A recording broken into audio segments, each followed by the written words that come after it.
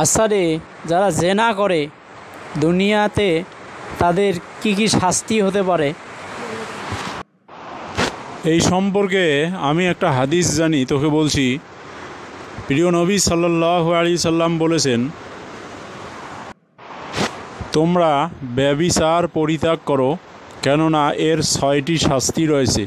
3টি দুনিয়াতে প্রকাশ পাবে এবং 3টি আখিরাতে প্রকাশ পাবে। দুনিয়াতে যে 3টি শাস্তি হবে তার প্রথমটা হচ্ছে তার চেহারার রূপ লাবণ্য নষ্ট হয়ে যাবে।